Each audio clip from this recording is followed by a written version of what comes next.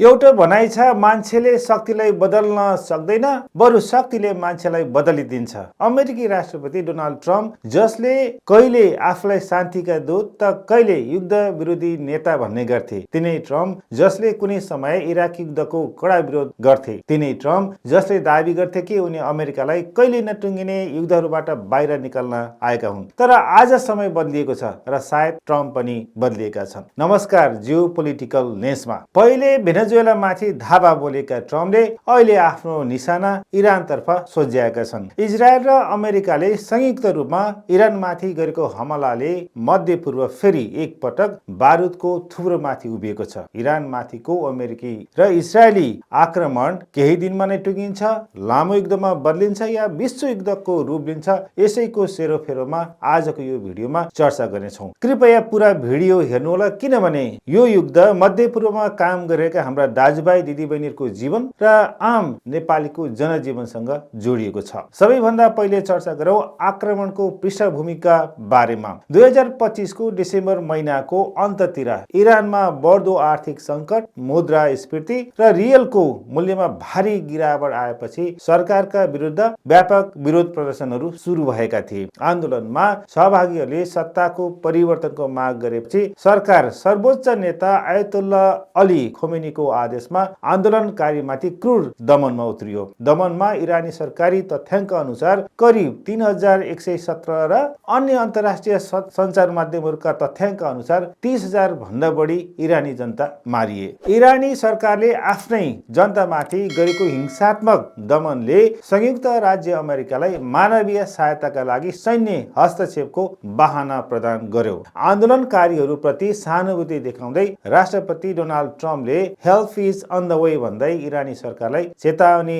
दिइरहेका थिए भने आन्दोलनकारीहरूलाई प्रोत्साहन गरिरहेका थिए। आन्दोलनकारीहरू माथिको इरानी सरकारको दमनसँगै आणविक कार्यक्रमलाई पनि सँगै जोडेर अमेरिकाले इरानमाथि दबाव बढाउन थाल्यो। अमेरिकाका लागि आन्दोलन एक न्यू भए पनि मुख्य मुद्दा इरानलाई उसले सञ्चालन गर्दै आएको आणविक कार्यक्रमलाई अमेरिकी शर्त अनुसार सम्झौतामा आउन बाध्य बनाउनु थियो। त्यसैले अमेरिकाले वार्ता र सैन्य दबाव सँगसँगै लग्यो। यो अवधिमा ओमनको मध्यस्थतामा इरान र अमेरिकाको बीचमा अप्रत्यक्ष 3 चरणका वार्ताहरू पनि भए। पहिलो वार्ता ओमनको मस्कटमा अप्रिल 12, 2025 मा भएको थियो। दोस्रो र तेस्रो वार्ता स्विजरल्यान्डको जेनेभामा क्रमशः फेब्रुअरी 17 र 26 मा भएका थिए, तर वार्ता सफल हुन सकेन। अमेरिकाको माग र इरानको अडानमा लचकता नआएपछि वार्ताहरू असफल भएका थिए। वार्तामा अमेरिकाले इरानले पूर्ण रूपमा युरेनियम प्रशोधन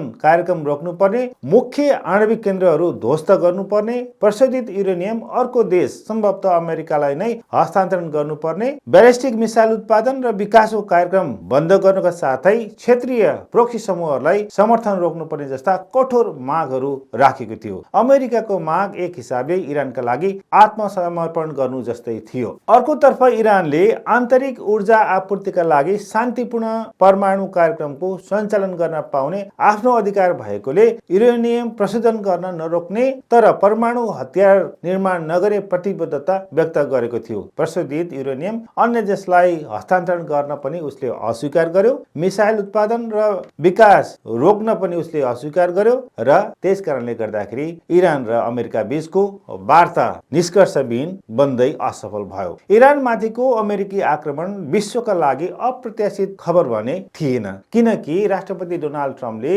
इरानलाई बारम्बार चेतावनी दिँदै आएका थिए। उनले सञ्चार माध्यमहरूमा यदि वार्ता असफल भएमा इजरायलको नेतृत्वमा सैन्य कारबाही गर्ने बताउँदै आएका थिए। जनवरी महिनाको 2026 मा ट्रम्पले इरानलाई 10-15 दिनभित्र सम्झौता गर्न वा खराब परिणामको सामना गर्न चेतावनी दिएका थिए। आन्दोलनकारीहरू माथिको दमनलाई आधार बनाउँदै अमेरिकाले मध्य पूर्वमा 2 विमान वाहक युद्धपोतहरू USS अब्राहम लिंकन र USS जेराल्ड फोर्डलाई क्रमशः अरबिक सागर र भूमध्यरेखीय सागरमा तैनाथ गरेको थियो। यो मध्य पूर्वमा 2003 को इराक आक्रमण पछिको सबैभन्दा ठूलो अमेरिकी सैन्य परिचालन थियो। इरानलाई घेर्नका लागि मध्य पूर्वमा अमेरिकाले सैन्य शक्ति केन्द्रित गरिरहेकै बेला चीन, इरान र रसियाले पनि संयुक्त सैन्य अभ्यास गरेका थिए। मेरिटाइम सेक्युरिटी बेल्ट 2026 नाम दिएको उक्त सैन्य अभ्यास अभ्यास रणनीतिक रूपमा निकै महत्त्वपूर्ण ओमनको खाडी र स्ट्रेट अफ हर्मुजमा सम्पन्न भएको थियो। यो सैन्य अभ्यासमा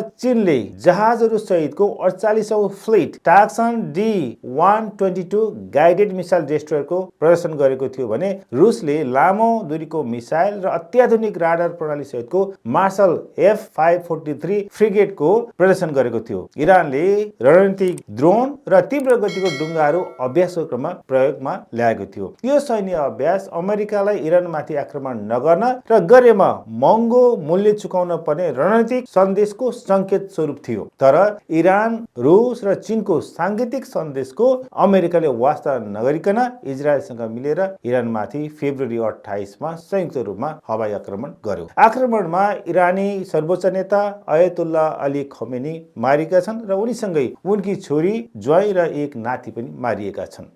भिडियो सन्देश मार्फत राष्ट्रलाई सम्बोधन गर्दै इरान विरुद्धको आक्रमणपछिको सम्बोधनमा राष्ट्रपति डोनाल्ड ट्रम्पले इरानमाथि अपरेसन इपिक फ्युरी नामक विशाल सैन्य कारबाही सुरु भएको घोषणा गर्दै यसलाई इरानी आणविक सपनाको अन्त्य र विश्व सुरक्षाको लागि चालिएको निर्णय कदम बताएका थिए। उनले इरानी सेनालाई तुरुन्त आत्मसमर्पण गर्न चेतावनी दिँदै इरानी जनतालाई आफ्नो शासन सत्ता कब्जा गरी स्वतन्त्रता रोज्न आह्वान पनि गरेका थिए। To the members of the Islamic Revolutionary Guard, the armed forces, and all of the police, I say tonight that you must lay down your weapons and have complete immunity, or in the alternative, face certain death. ट्रम्पले यो लडाई इरानको आतंकवादी शासन विरुद्ध भएको र यसको अन्त्य नभएसम्म अमेरिका नरोकिने दृढता व्यक्त गर्दै आफ्नो पीस थ्रु स्ट्रेन्थको नीतिलाई युद्ध मैदानमा उतारेको स्पष्ट पारेका थिए। इरानमाथिको आक्रमणलाई इजरायलले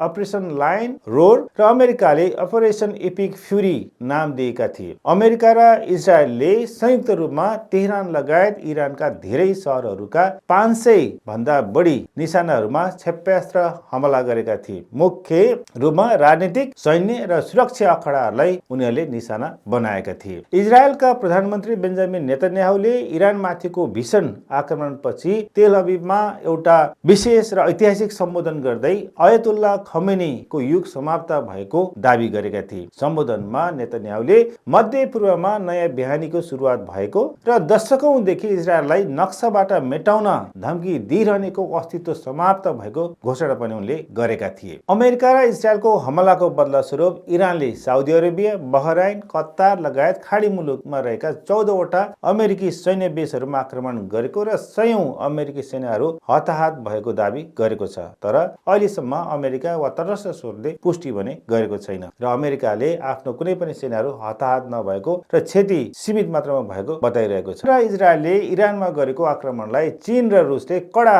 विरोध गर्दै इरानको पक्षमा उभिएका छन्। रुसले एक सार्वभौम राष्ट्रमाथि गरिएको पूर्व नियोजित र उत्तेजक आक्रमण भनेको छ भने चीनले आक्रमणप्रति गहिरो दुःख व्यक्त गर्दै इरानको क्षेत्रीय अखण्डताको सम्मान गर्न आह्वान गरेको छ।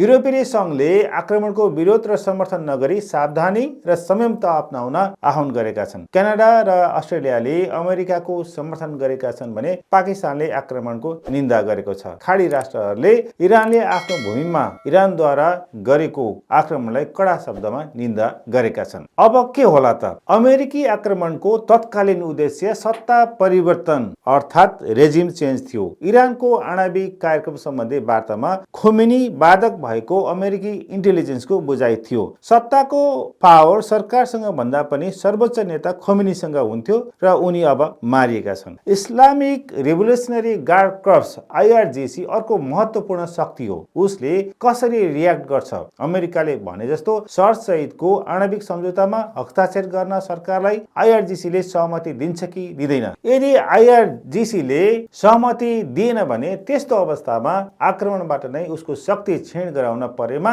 अमेरिकाले युद्धलाई लम्ब्याउन सक्नेछ। अर्कोतर्फ अमेरिकी सेनाको सैन्य अखडा खाडी राष्ट्रहरूमा छन्। इरानले तिनै सैन्य अखडाहरूलाई आक्रमण गरिरहँदा ती देशहरूले आफ्नो देशको सार्वभौमिकता माथिको आक्रमणको रूपमा लिएर प्रतिक्रिया स्वरूप इरान इरानमाथि आक्रमण गरेमा त्यसले एउटा क्षेत्रीय युद्ध पनि निम्त्याउन सक्ने सम्भावना छ। अर्कोतर्फ रुस र चीनको लागि पनि इरान चुनौतीको विषय बनेको छ। आफ्ना घनिष्ठ मित्र भेनेजुएलाका राष्ट्रपति निकोलस मदुरोलाई अमेरिकाले उठाएर लैजाँदा उनीहरूले मौखिक विरोध मात्र गरे। अर्को घनिष्ठ मित्र खोमेनी मारिएका छन्। यदि इरानमा अमेरिका सफल भयो र उसले चाहे जस्तो सरकार स्थापना गर्न सफल भयो भने विश्वको तेल बजारमा अमेरिकी दबदबा बढ्नेछ र त्यस्तो अवस्थामा रुस र विशेष गरी चीनलाई ठूलो घाटा लाग्नेछ। चीन र रुसको सैन्य स्तरमा प्रत्यक्ष रूपमा सहभागी हुन सक्ने सम्भावना एकदम कम छ। उनीहरूले हतियार बेच्न त सक्छन्, तर इरानको अर्थतन्त्र नाजुक छ र उनीहरूले बेचेको हतियारलाई कसरी किन्न सक्छ या सक्दैन त्यसमा पनि निर्भर रहन्छ।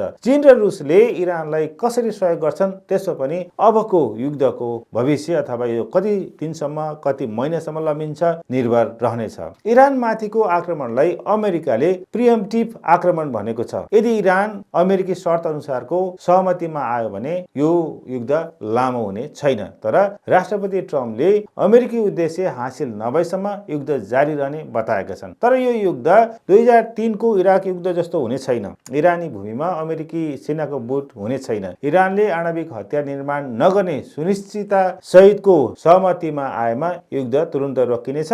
स्थल आक्रमण बिनाको एरियल वार मार्फत अमेरिकालाई लक्ष्य हासिल गर्न भने निकै नै चुनौतीपूर्ण हुनेछ। अब यसले नेपालमा कस्तो असर गर्ला त? रेमिट्यान्समा आधारित नेपालको अर्थतन्त्रमा मध्यपूर्वमा हुने कुनै पनि युद्धहरूको नराम्रो असर पर्छ। मध्यपूर्वका विभिन्न देशहरूमा झण्डै 15 देखि 20 लाख नेपालीहरूले काम गर्छ। साउदी अरेबिया, कतार, दुबई र बहराइन जस्ता देशहरूमा अमेरिकी सेनाका बेसहरू छन् र तिनै देशहरूमा नेपालीहरूले काम गर्छन्। इरानले तिनै बेसहरूमा निशाना बनाएकाले त्यहाँ काम गर्ने नेपालीहरूको सुरक्षाको पनि चिन्ता बढ्न सक्छ। क्षेत्रीय युद्धमा यदि यो युद्ध परिणत भएमा नेपालीहरू स्वदेश फर्कन सक्छन् र त्यसले नेपालको अर्थतन्त्रमा पनि नराम्रो असर गर्न सक्छ र तेलको ढुवानी हुने प्रमुख नाका स्ट्रेट अफ हर्मुजमा आक्रमणको कारणले बन्द हुँदाखेरि तेलको भाउ पनि बढ्न सक्छ।